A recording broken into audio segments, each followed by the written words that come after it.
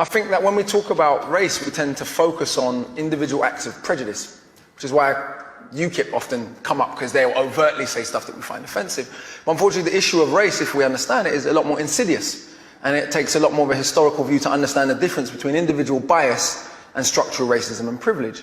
And the idea of Great Britain was intimately tied to the fact that Britain's invaded almost every country on the earth, literally.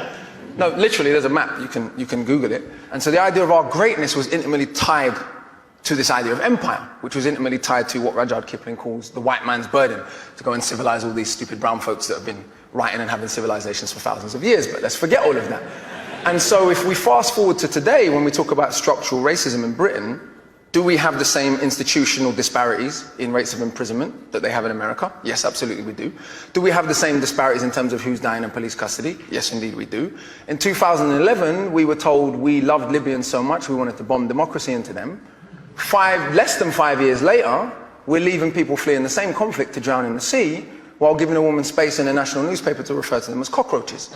And when you refer to humans as cockroaches, that is a mandate for murder. Let's be clear about that. The moment human beings become non-human, that is a mandate for murder, and there's a long historical parallel of that.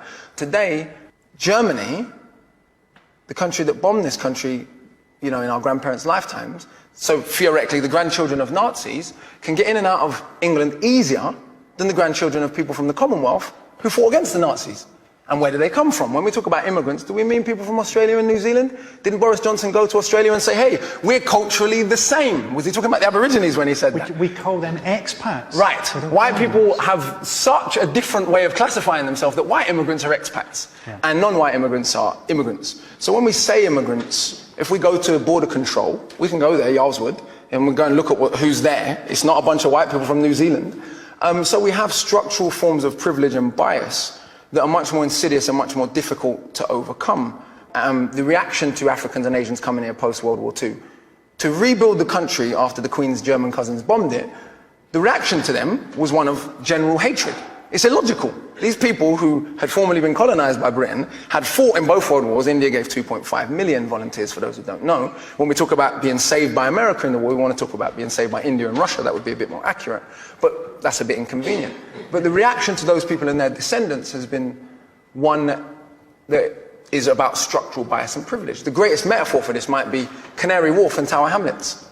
Sure. If you look at that predominantly Bengali community that has to look at Canary Wharf every day, how many of those people work in Canary Wharf other than to clean toilets? I only got into that through grime. So the first thing, I'm listening to grime records and they're all rapping about E14. Yeah. And I'm going, where's that? And I'm like, Canary Wharf? Yeah, they're definitely not rapping about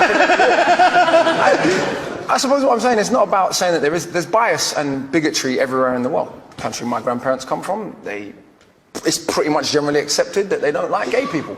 But what's interesting, race even plays a role in that. In Jamaica, we have disgraceful homophobia. No one ever says it's because of Christian fundamentalism. Because even though it is justified in explicitly Christian fundamentalist terms, because only Muslims do bad stuff because of their religion. Because we know almost all the Muslims in the world are brown. Whereas when a German wings pilot crashes and kills 150 people deliberately, or the man in Norway killed nearly 90 people. I was in Australia when that happened. This is how uniform the agreement is that white people will be portrayed differently. The Australian media referred to Andres Breivik as having terrorist-like tactics. Yeah. I mean, to think about that.